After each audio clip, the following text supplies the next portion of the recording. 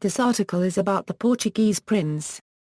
For the Dutch prince sometimes known as Henry the Navigator, see Prince Henry of the Netherlands.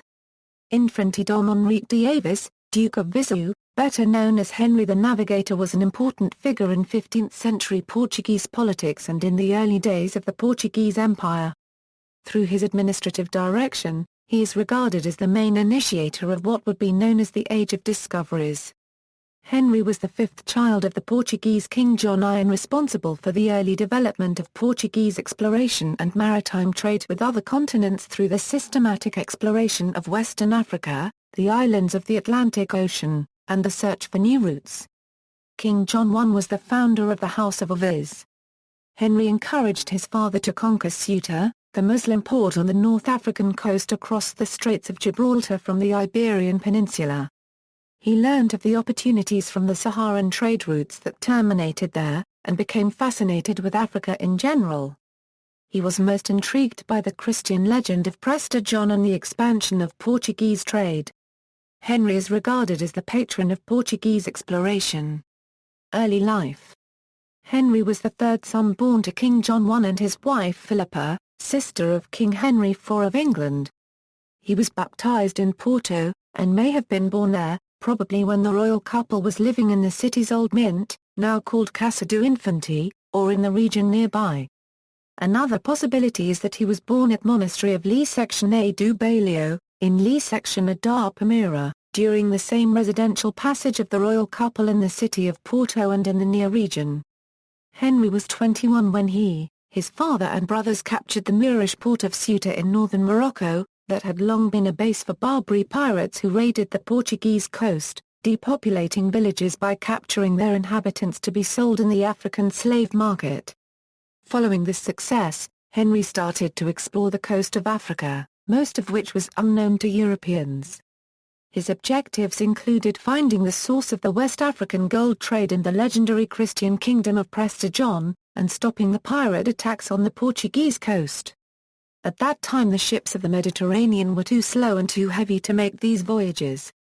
Under his direction, a new and much lighter ship was developed, the Caravel, which could sail further and faster, and, above all, was highly maneuverable and could sail much nearer the wind, or into the wind. This made the Caravel largely independent of the prevailing winds, and enabled her to explore the shallow waters and rivers as well as the open ocean with wide autonomy. In 1419, Henry's father appointed him governor of the province of the Algarve. Resources and income. On May 25, 1420, Henry gained appointment as the governor of the very rich Order of Christ, the Portuguese successor to the Knights Templar, which had its headquarters at Toma, in central Portugal. Henry would hold this position for the remainder of his life, and the order was an important source of funds for Henry's ambitious plans, especially his persistent attempts to conquer the Canary Islands, which the Portuguese had claimed to have discovered before the year 1346. Henry also had other resources. When John I died, Henry's eldest brother, Edward, became head of the castle's council, and granted Henry a royal flush of all profits from trading within the areas he discovered as well as the sole right to authorize expeditions beyond Cape Bajada. He also held various valuable monopolies on resources in the Algarve. When Edward died 8 years later, Henry supported his brother Peter for the regency during Afonso V's minority, and in return received a confirmation of this levy. The Prince Regent Peter also had an important role and responsibility in the Portuguese maritime expansion in the Atlantic Ocean and Africa during his administration. Henry promoted the colonization of the Azores during Peter's regency. Vila do Infante and Portuguese exploration. According to João Paulo de Barros, in Algarve he repopulated a village that he called Terra Section Anabel. This village was situated in a strategic position for his maritime enterprises and was later called Vila do Infante. From the Order of Christ's headquarters in Toma, where Henry had all the infrastructure, the documentation and his cosmographic center, as well as from his Vila do Infante on the Sagres Peninsula, located at the southwesternmost point of Iberia and with sea access to both the Atlantic and the Mediterranean, Henry sponsored voyages down the coast of Africa. These voyages went as far as Guinea and were primarily expeditions of exploration. Later on they brought back to the nearby town of Lagos, from whence they set out, numerous African slaves and goods. It is traditionally suggested that Henry gathered at his villa on the Sagres Peninsula a school of navigators and map makers. However, modern historians hold this to be a misconception. He did employ some cartographers to chart the coast of Mauritania after the voyages he sent there, but there was no center of navigation science or observatory in the modern sense of the word, nor was there an organized navigational center. The first contacts with the African slave market were made by expeditions to ransom Portuguese subjects enslaved by pirate attacks on Portuguese ships or villages. Henry justified this on the grounds that he was converting these captives to Christianity. As Sir Peter Russell remarks in his biography, in Henry Speak, conversion and enslavement were interchangeable terms. He was a very strong Christian, and saw his efforts almost as a continuation of the Crusades. His actions against native people who were not Christians were violent, and helped start a violent world trend. However, his religious beliefs were sincere. The view that Henry's court rapidly grew into the technological base for exploration, with a naval arsenal and an observatory, etc., is believed by some historians, though not actually proven. Henry did possess geographical curiosity, though, and therefore employed cartographers. Jehuda Cresques, a noted cartographer, has been said to have accepted an invitation to come to Portugal to make maps for the Infante. Henry collected a 20% tax on the profits made by naval expeditions, which was the usual practice in the Iberian states at that time. The nearby port of Lagos provided a convenient harbour from which these expeditions left. The voyages were made in very small ships, mostly the caravel, a light and maneuverable vessel that used the lateen sail which had been the prevailing rig in Christian Mediterranean navigation since late antiquity. Most of the voyages sent out by Henry consisted of one or two ships that navigated by following the coast, stopping at night to tie up along some shore. Results of Henry's explorers. Until Henry's time, Cape Bajada remained the most southerly point known to Europeans on the unpromising desert coast of Africa, although the periplus of the Carthaginian Henry the Navigator described a journey farther south about 2,000 years earlier.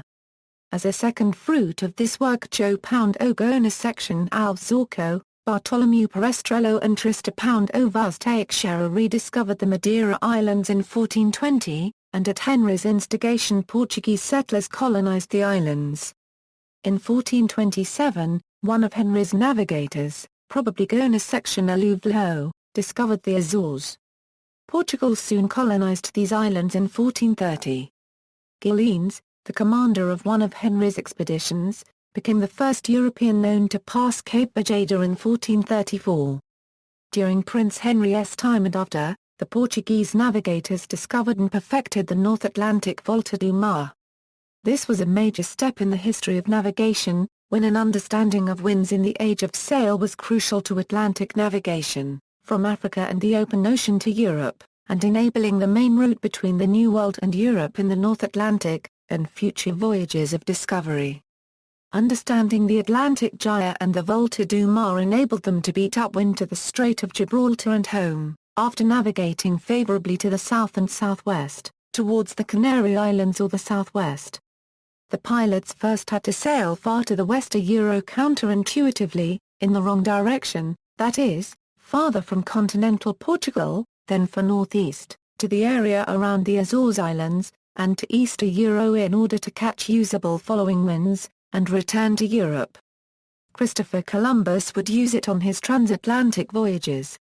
By this time the Portuguese navigators had also reached the Sargasso Sea, naming it after the sargassum seaweed growing there.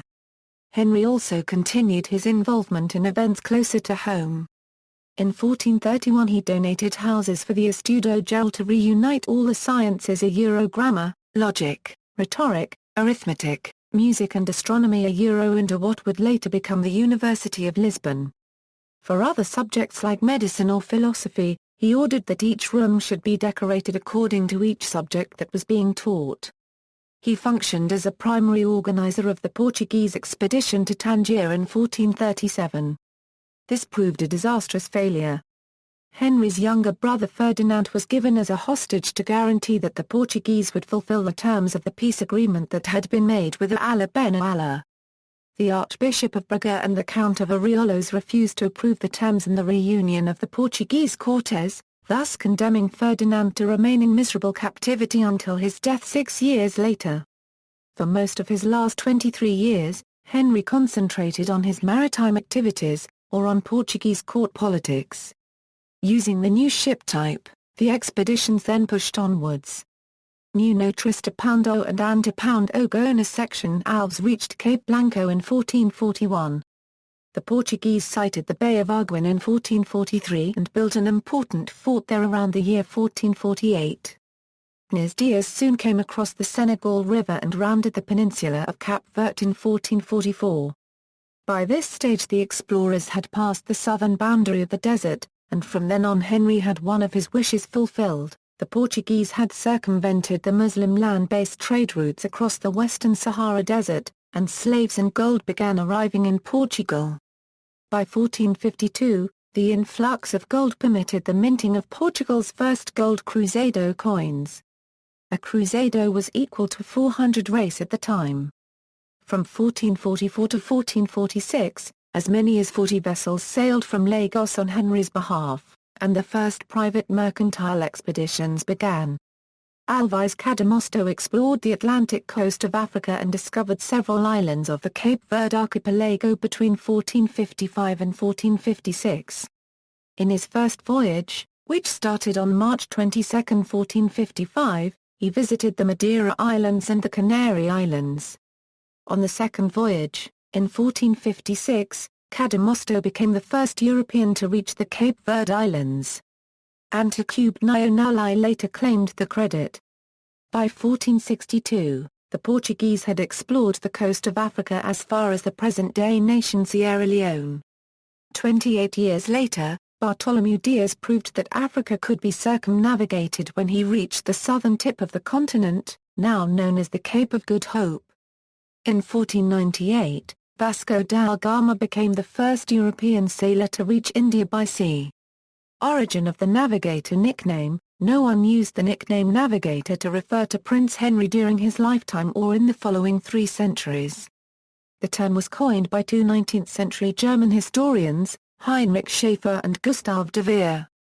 Later on it was made popular by 2 British authors who included it in the titles of their biographies of the prince, Henry Major in 1868 and Raymond Beasley in 1895. In Portuguese, even in modern times, it is uncommon to call him by this epithet. The preferred use is Infante de Henrique. Fiction, Arcan Simon, La Permille Henri le Navigateur, a Permilditions Le Matin, Paris. Historical novel based on Zurera's chronicles, written in French. ISBN 978-2-296-03687-1, Ancestry, see also, Prince Henry the Navigator Park, footnotes. Sources, Beasley, C. Raymond. Prince Henry the Navigator, the hero of Portugal and of modern discovery, 1394 to 1460 AD, with an account of geographical progress throughout the Middle Ages as the preparation for his work. London, G. P. Putnam's Sons, Boxer, Charles. The Portuguese Seaborne Empire, 1415 Euro 1825. Carcanet Press. ISBN A978-85635-962-0, Castro, F. Fonseca, N. Veckers, T. Sisiliot, F. A Quantitative Look at Mediterranean Latin and Square-Rigged Ships, The International Journal of Nautical Archaeology 37, 347 Euro 359, doi, 10.1111 per Joule 1095-9270.2008.00183 Zab, Diffie, Bailey and George Dionyas. Foundations of the Portuguese Empire, 1415 to 1580. University of Minnesota Press. ISBN A978-0-8166-0782-2. ISBN 0-8166-0782-6. Fernandez Armesto, Felipe. Before Columbus, exploration and colonization from the Mediterranean to the Atlantic, 1229 to 1492. London, Macmillan Education.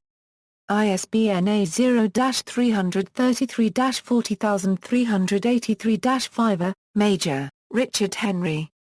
The Discoveries of Prince Henry, the Navigator, and Their Results. London, Sampson, Low, Marston, Searle and Rivington. OCLCA 84044057. Martins, J. P. Oliveira. The Golden Age of Prince Henry the Navigator. London, Chapman and Haller, Russell, Peter E. Prince Henry the Navigator, A Life. New Haven, Yale University Press. ISBN A0-300-08233-9. OCLCA 42708239. Zurera, Gomez Eansder, trans. Edgar Prestige. Cronica do Descobrimento e Conquista d'Argna. Copyright, Volume 1. Recluit Society. Zurera, Gomez Eansder, trans. Edgar Prestige. Cronica do Descobrimento e Conquista d'Argna. Copyright, Volume 2. Printed for the Recluit Society A.